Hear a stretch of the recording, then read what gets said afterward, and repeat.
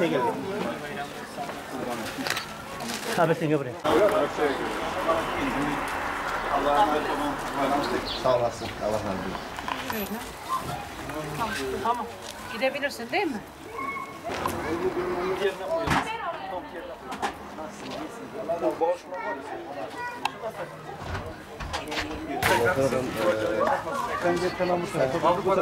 Her sene Müslüman zekatları, sadakalarını sürekli deprem bölgesine gönderiyor. Bugün de hem kurban için hem de oradaki hayırseverimiz Hacı Mehmet Yılmaz'la ailesi. Şu anda zaten Mekke'de de hacdadırlar. 2000 TL var bunun içinde. Zekatlarını, sadakalarını diyor buradaki depremzelere götürün, onlara ulaştırın. Bayram, bizler onların adına geldik. Onların adına bayramımızı kutluyoruz. Burada inşallah 2000 TL var size. Bunu da Allah'a olsun. Müteahhit bir için buraya verelim. Bayram mübarek olsun.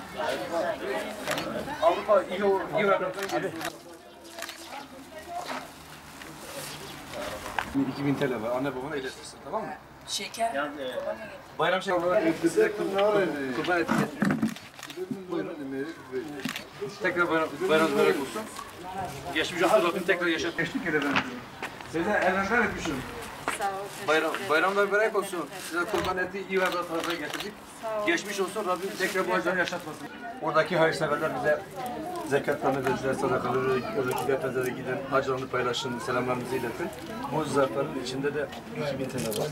Bayramlık için. Burada Nazmi, Ayşe, Halis, Ferit ve Semanur Kısacık. Hayırlı bayramlar.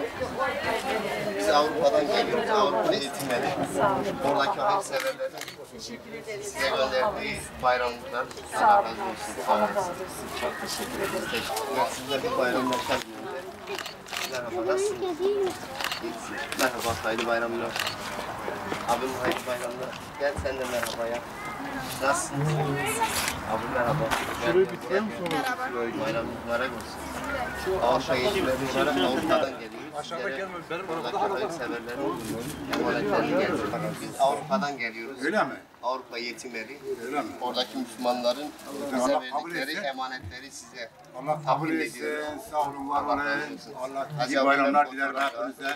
Kurban etiniz. Allah emanet Kurban olun et. canım. Allah Güzel kabul dua etsin. edin. Bayramınız mübarek Çok olsun. çok geçmiş. Allah- Bize verdikleri emanetleri getirdik. Onlara bol bol dua edin. Allah sizden de razı olsun. Çok geçmiş olsun. Selamünaleyküm. Hayırlı bayramlar. Nasılsın abi?